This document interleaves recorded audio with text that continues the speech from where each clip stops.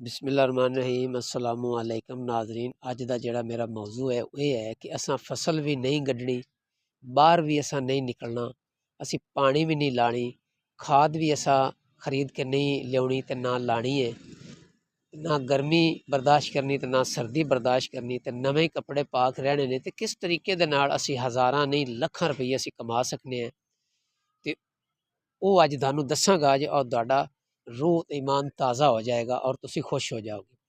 ਤੇ ਅੱਗੇ ਵਧਣ ਤੋਂ ਪਹਿਲੇ ਮੇਰੀ ਤੁਹਾਡੇ ਨਾਲ ਰਿਕੁਐਸਟ ਹੈ, ਇਸ ਗੱਲ ਤੇ ਮੈਂ ਵੀ ਅਮਲ ਕਰਨਾ ਤੇ ਮੇਰੀ ਕੋਸ਼ਿਸ਼ ਇਹ ਹੈ ਕਿ ਕਿਸੇ ਨੂੰ ਉਹ ਗੱਲ ਦੱਸੋ ਜਿੰਦੇ ਤੇ ਤੁਸੀਂ ਖੁਦ ਅਮਲ ਕਰਦੇ ਨੇ, ਅਦਰਵਾਈਜ਼ ਨਾ ਦੱਸੋ। ਰੋਜ਼ਾਨਾ ਸੁਬਹ ਜਦੋਂ ਉੱਠਦੇ ਹੋ ਪਹਿਲ ਨਮਾਜ਼ ਪੜ੍ਹਦੇ ਹੋ ਤੇ 70 ਮਰਤਬਾ ਅਸਤਗਫਿरुल्लाह पढ़िया करो और रात ਨੂੰ ਸੌਣ ਲੱਗਿਆਂ 70 ਮਰਤਬਾ ਅਸਤਗਫਿरुल्लाह पढ़िया करो। अल्लाह तबारक व तआला को सानू हर वक्त माफ़ी मंगनी चाहिए और 100 मरतबा सुबह दरूदे पाक पढ़ा करो और रात सौन लगे 100 मरतबा दरूदे पाक पढ़ लिया करो।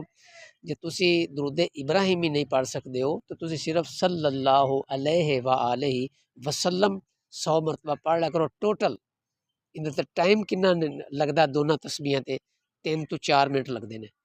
4 मिनट तो अगर ज़्यादा टाइम लगे तो जो मैनू मर्जी तुम सजा दो मैं बर्दाश्त करांगा, लेकिन ये अमल मैं करना अल्लाह के फजलो करम नाल।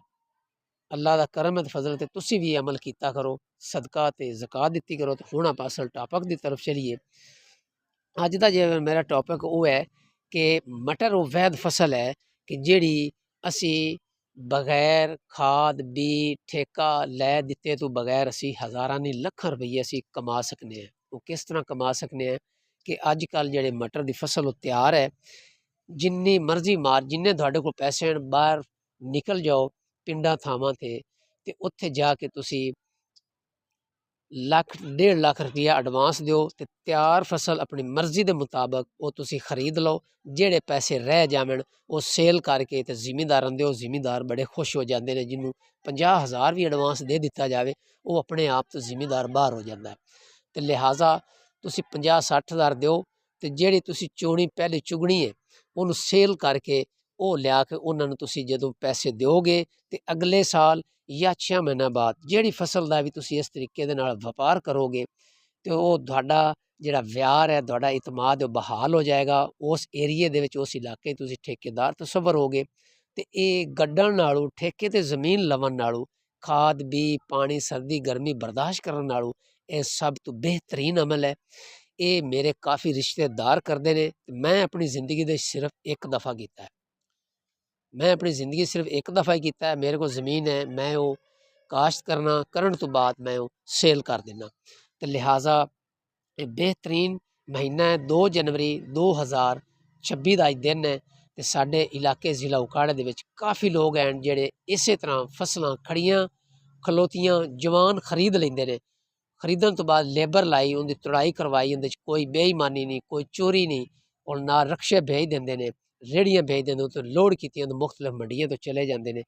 तो वो लेबर नूं पैसे देंदे ने, उन्हां मालकां नूं देंदे ने और उन्हां नूं बच जाते हैं। तो रहिंदे भी सारा दिन वो वेले दे वेले हैं। तो सानू चाहिए अगर असी करांगे तो साडे मुल्के पाकिस्तान दे खुशहाली आएगी, अगर नहीं करांगे तो कभी भी नहीं आएगी। फिर असी तरक्की पजीर मुल्कों की लिस्ट पहले भी शामिल हैं। फिर इस तो अगर कोई अगला लफज हुआ तो फिर सानू वो लग जाएगा। तो सानू चाहिए कि असी मेहनत करिए ताकि असी भी कामयाब होइए और साडे जिहड़े बच्चे हैं वो भी कामयाब होण। तो मैनू उम्मीद है कि तुहानू ये मेरी वीडियो पसंद आई होएगी। इनू लाइक भी किया करो, इनू शेयर भी किया करो तो अपने कमेंट्स में जाके ना इजहार भी किया करो। हो सकता है जो वीडियो बनावी दी कोई ना कोई इंसान को गलती कुताही हो जाती है, कोई ऐसा लफज निकल जाता है तेज़ी दे नाल जिहड़ा सानू नहीं कहना चाहिए।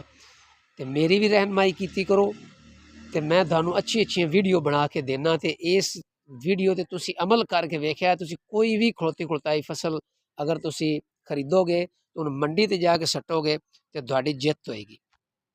तो मैनू उम्मीद है तुहानू मेरी वीडियो पसंद आई होएगी। इनू लाइक भी करो, शेयर भी करो और अपनी राय का इजहार भी ज़रूर किया करो ताकि मैं नैक्सट जिहड़ी वीडियो बनावां वो चंगी तो चंगी मैं बनावां ताकि तुहानू भी फायदा होवे ਤੇ ਮੈਨੂੰ ਵੀ ਫਾਇਦਾ ਹੋਵੇ ਔਰ ਮੇਰੇ ਮੁਲਕ ਪਾਕਿਸਤਾਨ ਨੂੰ ਫਾਇਦਾ ਹੋਵੇ, ਮੇਰਾ ਪਿਆਰਾ ਵਤਨ ਤਰੱਕੀ ਕਰੇ ਔਰ ਅਸੀਂ ਤਰੱਕੀ ਯਾਫਤਾ ਮੁਲਕਾਂ ਦੀ ਲਿਸਟ ਵਿੱਚ ਸ਼ਾਮਲ ਹੋ ਜਾਈਏ। ਤੇ ਮੈਂ ਇਹਨਾਂ ਲਫ਼ਜ਼ਾਂ ਨਾਲ ਹੀ ਇਜਾਜ਼ਤ ਚਾਹੁੰਦਾ ਕਿ ਅੱਲਾ ਔਰ ਉਸਦੇ ਮਹਿਬੂਬ ਤੇ ਦਰੂਦ ਪੜ੍ਹਿਆ ਕਰੋ, ਨਮਾਜ਼ ਪੜ੍ਹੀ ਕਰੋ। ਤੇ ਅਗਰ ਤੁਸੀਂ ਜ਼ਿਮੀਦਾਰਾ ਨਹੀਂ ਕਰ ਸਕਦੇ ਨੇ ਤੇ ਇਹ ਬਿਹਤਰੀਨ ਤਰੀਕਾ ਹੈ ਕਿ ਫਸਲ ਖਲੋਤੀ ਖਲੋਤਾਈ ਨੂੰ ਖਰੀਦੋ ਔਰ ਉਸ ਨੂੰ ਪੈਸੇ ਦਿਓ ਔਰ ਮੰਡੀ ਤੇ ਸੇਲ ਕਰੋ ਔਰ ਖੁਸ਼ਹਾਲ ਹੋ ਜਾਓ। ਮੈਂ ਇਜਾਜ਼ਤ ਚਾਹੁੰਦਾ। ਅੱਲਾ ਹਾਫਿਜ਼।